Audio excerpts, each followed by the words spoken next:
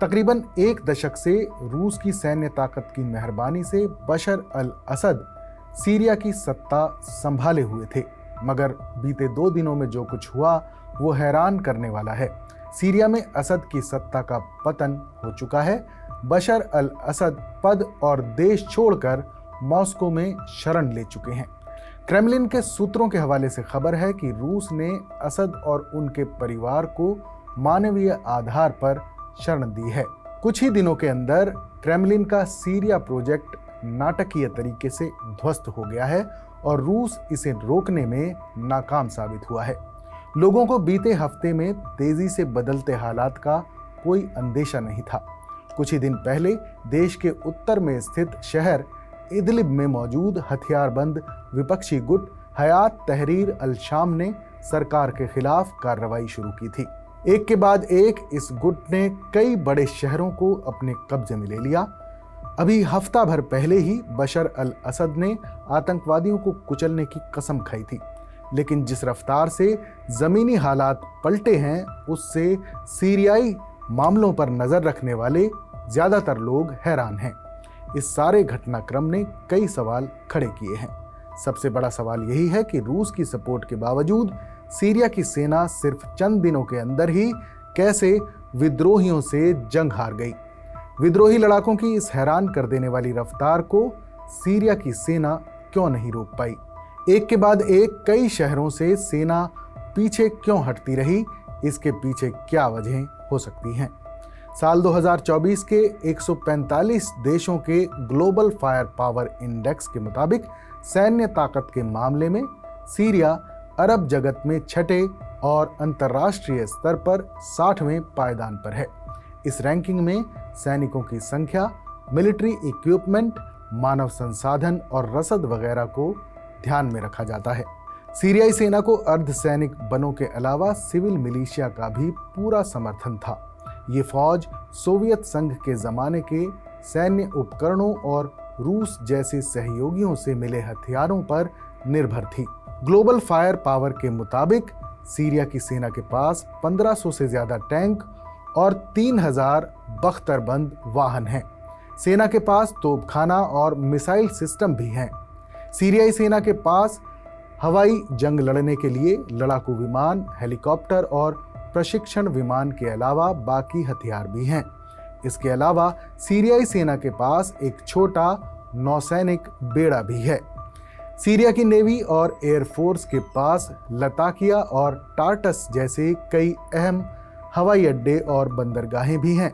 इन आंकड़ों को देखें तो सीरियाई सेना की स्थिति मजबूत लगती है, लेकिन ऐसे कई कारण हैं जिससे ये सेना कमजोर साबित हुई है। सीरिया में गृह युद्ध की शुरुआत होने के बाद इस सेना ने अपने हजारों लड़ाकों को खोया है। जब जंग छिड़ी थी तब सीरिया की सेना में तकरीबन 3 लाख सैनिक थे। अब ये संख्या करीब आधी बची थी। सैनिकों की संख्या की अगर बात करें तो सैनिकों की तादाद 2 वजहों से कम हुई है। पहली वजह युद्ध में मौत रही और दूसरी वजह बड़ी तादाद में सैनिकों का मैदान जंग छोड़कर विद्रोहियों के साथ हाथ मिलाना रहा। सीरिया की एयरफोर्स को भी विद्रोहियों और अमेरिका के हवाई हमलों का सामना करना पड़ा, जिससे वो बेहद कमजोर हो गई। सीरिया के पास तेल और गैस के कई बड़े भंडार हैं, लेकिन युद्ध के चलते उन भंडारों का दोहन करने की उसकी ताकत में काफी गिरावट आई है। देश के जो हिस्से पूरी तरह से असद सरकार के कब्जे में थे, वहां की आर्थिक हालत में और गिरावट देखी गई। इसकी वजह बना अमेरिका का सीजर एक्ट। दिसंबर 2019 में लागू किए गए इस एक्ट के तहत किसी भी सरकारी निकाय या सीरियाई सरकार के साथ काम करने वाले लोगों पर अमेरिका ने आर्थिक प्रतिबंध लगा दिए थे। कई खबरों और रिपोर्ट्स में दावा किया जाता रहा कि असद सरकार में सैनिकों को कम वेतन दिया जाने लगा था। रिपोर्ट्स में कहा गया है कि सैनिकों को हर महीने तकरीबन 15 से 17 डॉलर के बराबर ही वेतन मिल रहा था। एक सीरियाई नागरिक के मुताबिक इतने पैसे तो 3 दिन के खर्च के लिए भी काफ़ी नहीं हैं। यूनिवर्सिटी ऑफ लंदन में विदेशी मामलों के प्रोफेसर फवाज गिरगिस का कहना है कि पिछले 3 सालों के दौरान सीरिया के हालात काफ़ी बदल गए हैं।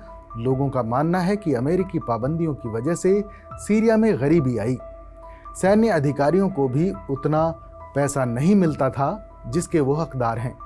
उनके पास पर्याप्त भोजन नहीं था। कुल मिलाकर वो एक मुश्किल दौर में थे। इनमें से कई सैनिक भुखमरी के करीब थे। सीरियाई सरकारी समाचार एजेंसी के मुताबिक बशर अल असद ने पिछले बुधवार को सैनिकों के वेतन में 50% की बढ़ोतरी करने का ऐलान किया था।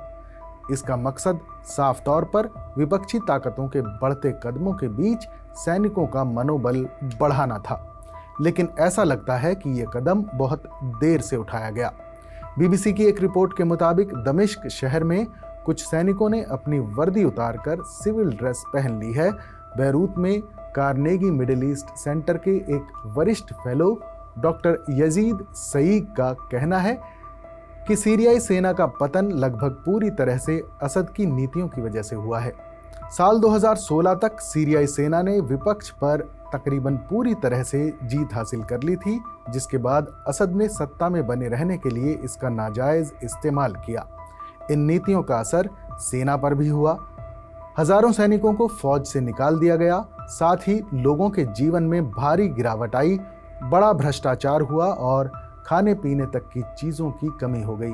यहाँ तक कि सेना के लिए होने वाली सप्लाई भी प्रभावित हुई। इसकी वजह से सेना के शीर्ष पदों पर बैठे अल असद के शिया अलावी समुदाय के जनरल अलग थलग पड़ गए।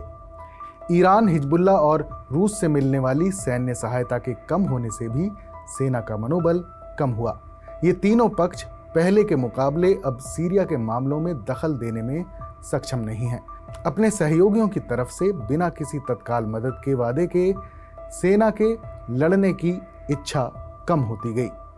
लंदन के किंग्स कॉलेज में military expert professor Michael Clarke के मुताबिक सीरिया की सेना विदेशी मदद पर निर्भर थी। सेना की ट्रेनिंग का लेवल भी काफ़ी खराब हो गया। साथ ही उनके अधिकारियों का नेतृत्व प्रदर्शन भी गिर गया।